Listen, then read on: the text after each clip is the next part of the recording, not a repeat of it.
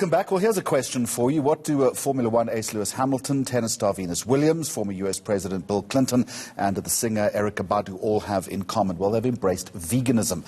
I can also tell you that it is currently the fastest growing diet on the planet. And we're going to reflect on one man's journey to veganism. And I'll take you to Cape Town.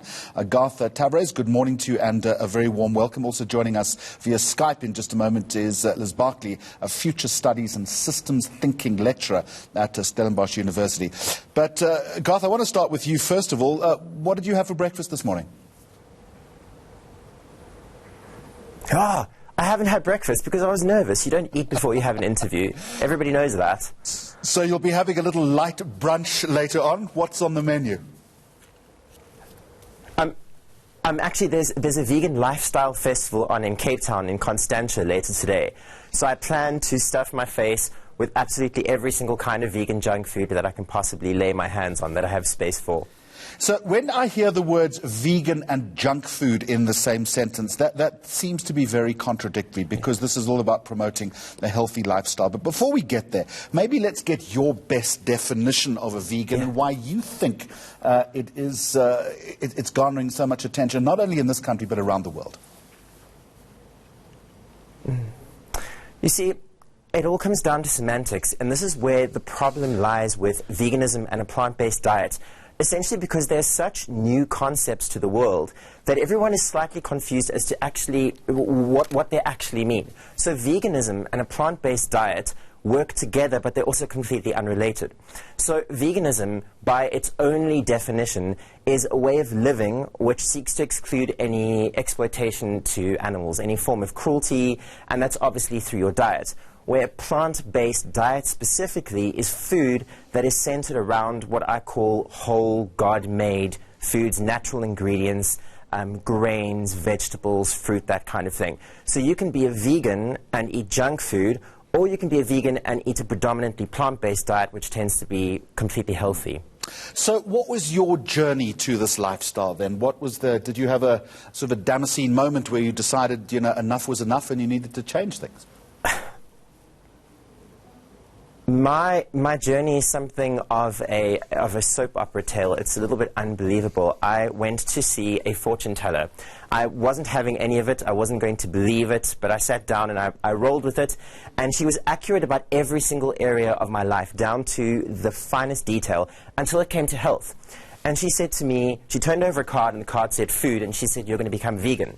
So I laughed, because at the time I was an incredibly carnivorous meat eater. Ribs was my absolute favorite dish. And I thought, I don't know anyone who's vegan. I've mocked vegans before. I don't eat fruit and vegetables. There's no ways I'm going to become vegan.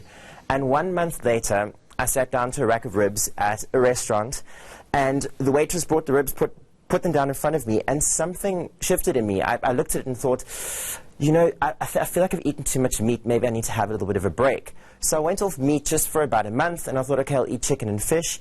And then I went off chicken, and then I went off fish, and then cheese, and then eggs, which is quite an unusual story. I can only put it down to some sort of shift in my body going, enough is enough, something needs to change. And it was actually only then, interestingly enough, that I found out about veganism and started reading up about it, and reading up about the health benefits as well as the ethical side of it as well. I wonder why so many of us, and shamefully I probably include myself in that, have a negative view of vegans and veganism. We tend to imagine them as sort of, plant-hugging, bunny-hugging types, and then we imagine, a limp gem squash on your plate with a piece of lettuce. But it's a whole lot more than that. Why? How do you shift the mindset, I wonder? Yeah. I think the mindset is starting to shift, because if you'd asked me 5 years ago what a vegan looked like, I would have mocked my own kind. I would have said it's someone who's dressed as a hippie, who is, like you say, a tree hugger. But the beauty of social media and freedom of speech and a platform for people to be creative, because essentially veganism doesn't only have one aspect. You can be any kind of vegan, and you just look at what's trending at the moment on social media, and people have the platform to be their own creators, to actually create vegan dishes and showcase their vegan lifestyles, which is essentially what I'm doing at the moment. And that showcasing is essentially what is enlightening people. I understand that there is an activism side to veganism, and sometimes it feels like that can be taken to the extreme, and that's probably what most people perceive first. But I think the stigma is slowly getting being broken. I mean, on Netflix a couple of days ago, they released this documentary called The Game Changers, with all those athletes that you mentioned in the intro, and that with a documentary such as What the Health. It's slowly bringing it to people in the world going, you know what, it's actually not what you thought it was. It's far more doable, really. All right, Garth, I just want you to hold that thought for a moment. I'm going to get back to you in just a second. But as I mentioned, from Stellenbosch's Future Studies and the Systems Program, Dr. Elise Barkley joining us via Skype, I think. Elise, thank you very much for talking to us today. I hope that you're clear and through to us. The rise in veganism you have written is related to a bigger concern, a rise in environmental concerns, and interestingly, particularly among millennials. What's the driving force here? That is basically social media. They're talking to each other, they're looking what they're eating, and they realize it's not as dull. It's very interesting. You can make it, as God said, you can make it really beautiful. You can eat a variety of foods, so it's not just grass, as the memes tend to go. And they talk to each other and they realize the massive impact that climate change is added to by animal agriculture. Land use, the burning of the rainforest are all attributed in some way to animal agriculture. And they realize that, well, I as a person can make a difference. And they were the one generation that realized that and then moved towards veganism. You also make the point that the unique challenge in this country in people converting to veganism is getting over that deep relationship that people have with animal products. In Garth's case, for instance, that rack of ribs that he gave up. Yes, but we have two sides to it. We have the braai culture, where people believe you have to put a bunch of meat on it. But ProVeg SA is an organization that's always showcased on Braai Day all the vegan types of braai you can move into. So that is a mindset among people that, who braai has to be meat. And then on the other hand, we do have a lot of traditional cultures that still use animal sacrifice, as we have seen in the Camps Bay incident in December, where they had to sacrifice a lamb or sheep for basically to purify the area. And then there was a lot of vegans demonstrating against that. So I think we're going to see that a lot, because now it's clash of ethics. It's the ethics of veganism and animals, and it's the ethics of culture and indigenous knowledge and indigenous expression. And we will not see really agreement between those groups very soon. Dr. Elise Barkley, is this a thing? I mean, is it something that really is going to take hold, or is it maybe just a millennial-driven fad? We've seen fads like a move in veganism before in the 70s. We've seen it in the 90s. Now it is mainstream. It's a movement.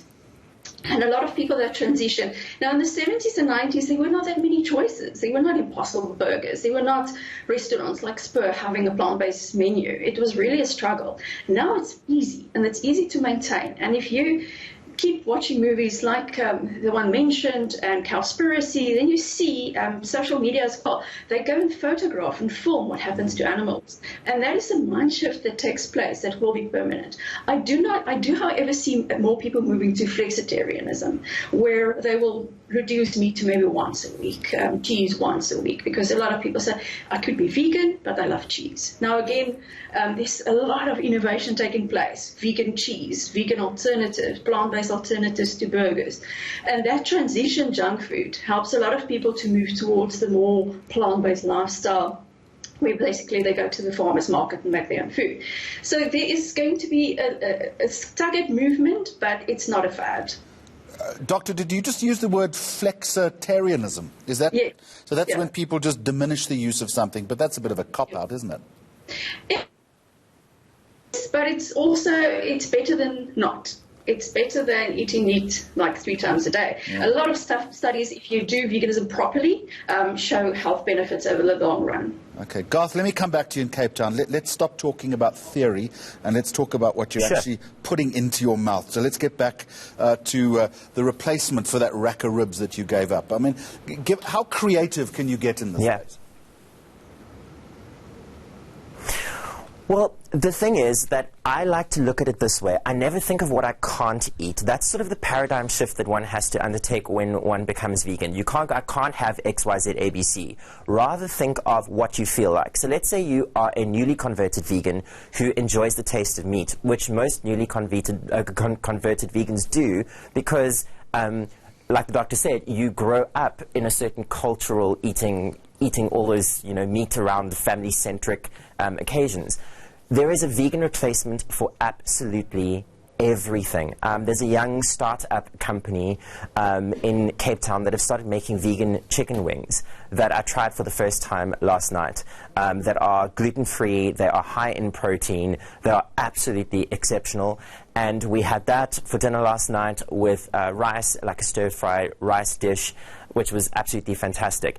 If you are looking for, if you're scared you're going to miss out on something, if you're going to miss out on cheese, if you are a waffle addict, if you like burgers, if you like whatever, there is a vegan alternative available in Cape Town and actually mostly around South Africa for almost absolutely anything that you can think of, including ribs. There are about 3 different ribs on the market at the moment, vegan, plant-based, high-protein ribs. Garth, I'm an absolute idiot here. You lost me at the faux chicken wings, all right. What would they be made of, or for that matter, what would the ribs be made of? So there's a product called seitan, and seitan is basically, they extract the gluten from wheat, and that's a protein compound. And they grind it into a flour, and you add water to it, and you can actually form it into a dough, and you bake the dough, and the dough has the same texture and consistency as meat. And then what you do is you flavor it with the same thing that meat is flavored with.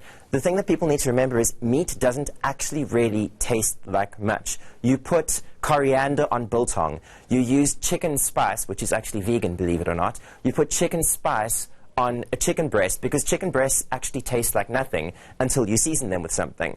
So you take this protein compound, seitan, which is again available in shops or in these sort of replacement products, and they are already flavored for you, mostly with a healthy alternative, and they're incredibly high in protein, so they tick all the boxes.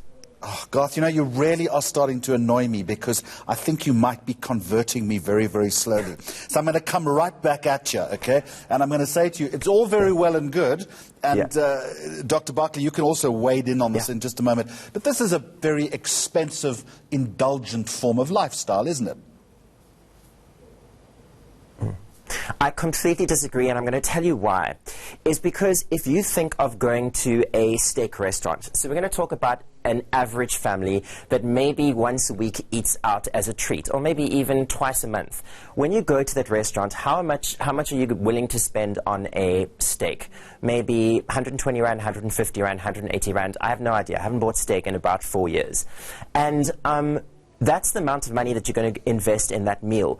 Vegans don't always eat lavishly. Sure, there are replacement products. Some replacement products are expensive. They are artisanal. They are bespoke, beautiful, gorgeous, expensive, high-quality ingredients. And there are others like that you can find in Checkers and Pick and Pay that are your run-of-the-mill, very average, cheaper than meat vegan replacement products. What you need to remember is that the bulk of a vegan diet consists of fruit, vegetables, grains, legumes, all of those things that are all high in protein, high in fiber, all the stuff that's good for you.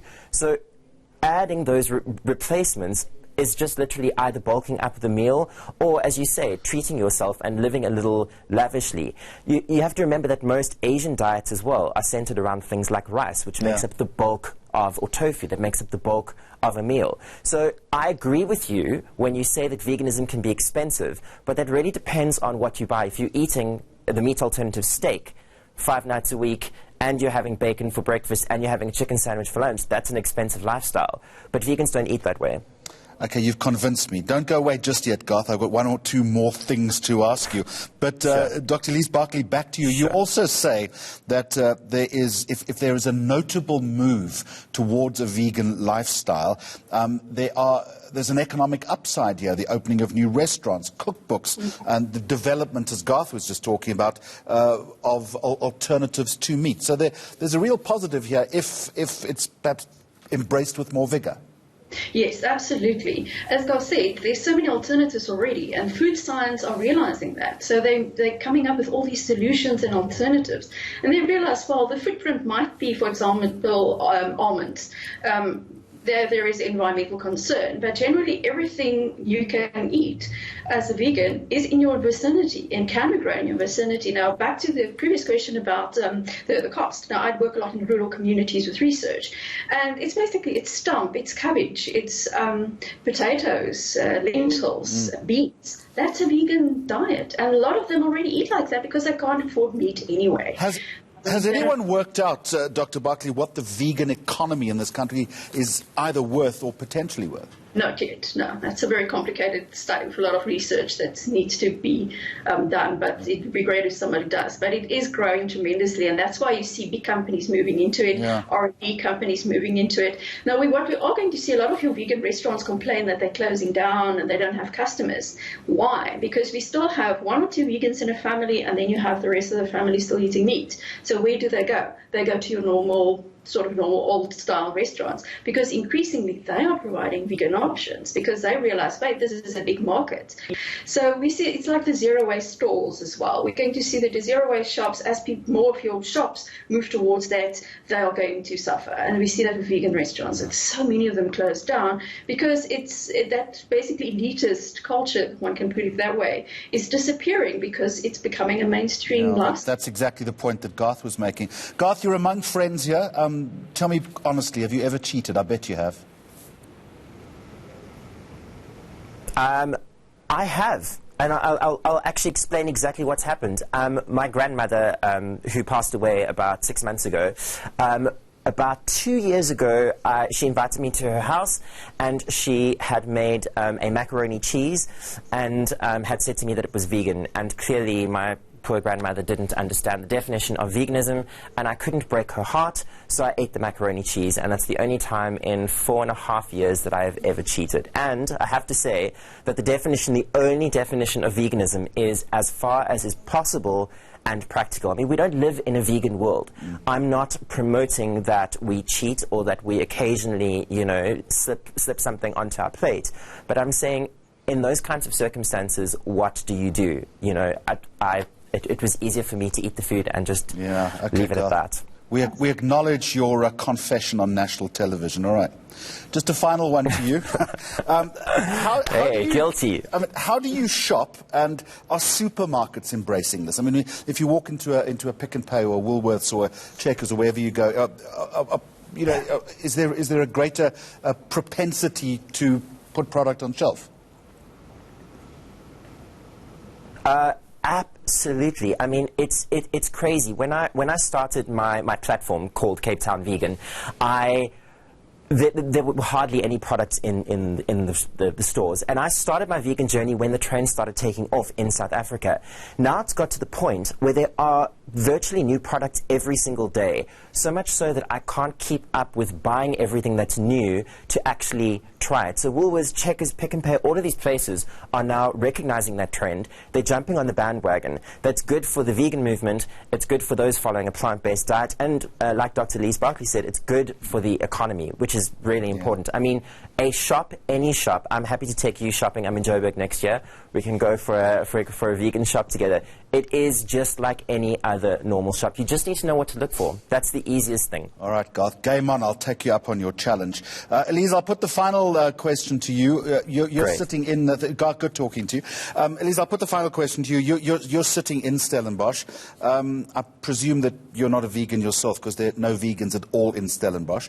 But the whole note about the economy, I think you've been very clear on. Again, it's also something that you write that supermarkets themselves are starting to embrace this.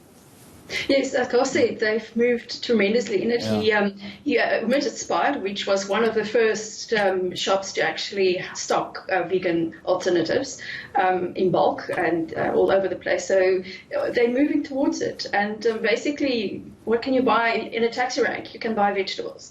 It's not just elitist food that they have to provide. And that's one of the problems, is now the market is seeing this. And they say, well, what can we provide? What can we do? And then they make mistakes. mistakes. Then they do provide something that's not entirely vegan or considered vegan by everybody, by all the different types of vegans. So there are mistakes, and there were mistakes to be made to meet this demand. And interesting enough, the places in South Africa where veganism is growing the fastest is Cape Town, Stellenbosch, and I think it's Roodepoort or something weird in Gauteng. So it is happening. It is a movement. We shall not forget, many of your religious groups have always been vegan. Because of their spirituality. Okay, I accept Cape Town and Stellenbosch, but you're telling me they're vegans in Roodepoort. We're going to go and find them, all right? Okay. Dr. Elise Barkley, Stellenbosch University, Cape Town vegan, Garth Tavares, thank you very much indeed.